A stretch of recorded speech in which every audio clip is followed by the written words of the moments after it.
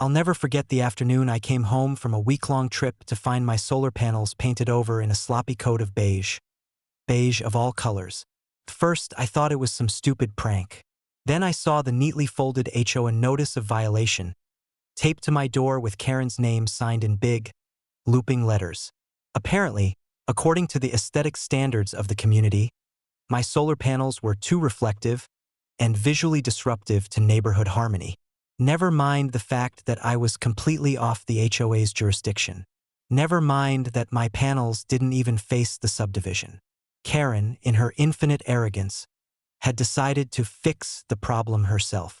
I stood in the driveway, staring at my once shiny black panels now caked in streaky beige house paint, my jaw tight and my blood running hot. Those panels weren't just decoration. They powered the entire security system for my property and, ironically, provided backup energy to the HOA's own surveillance hub. She had no idea she'd just sabotaged her own power. I went straight to the security footage.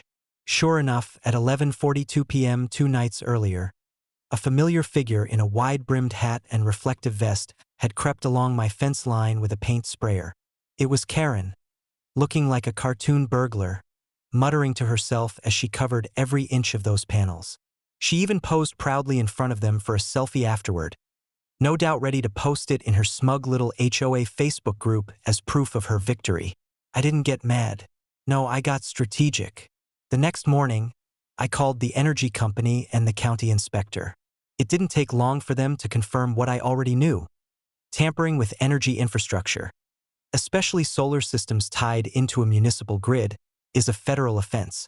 Then, like a cherry on top, I also found out the HOA had been quietly pulling emergency power from my grid tie during outages. In other words, without my panels, their cameras, sprinklers, and clubhouse lighting were running on borrowed time. By sunset that same day, the HOA was in chaos. Their pool filtration system had shut down, their clubhouse air conditioning was offline, and their surveillance feeds were dead. Karen stormed up my driveway the next morning, her hair frizzed from stress, shouting before she even reached the gate.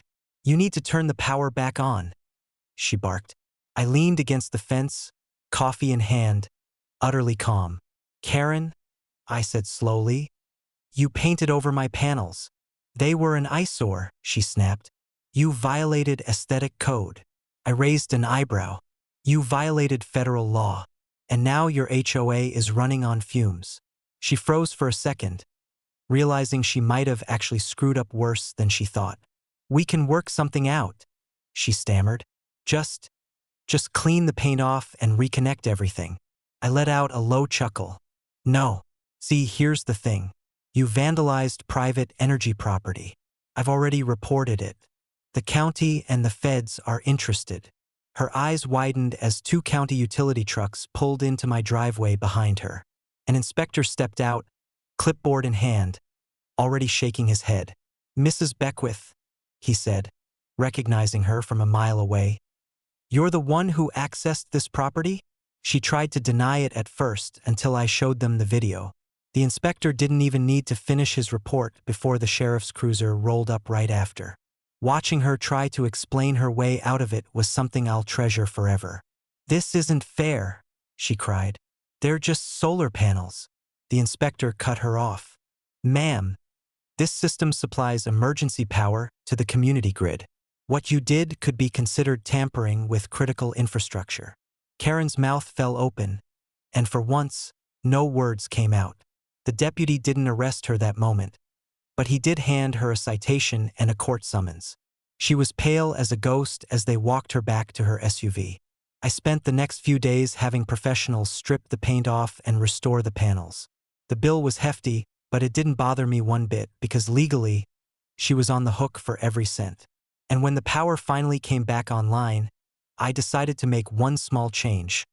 I rerouted the backup grid. No more free power for the HOA.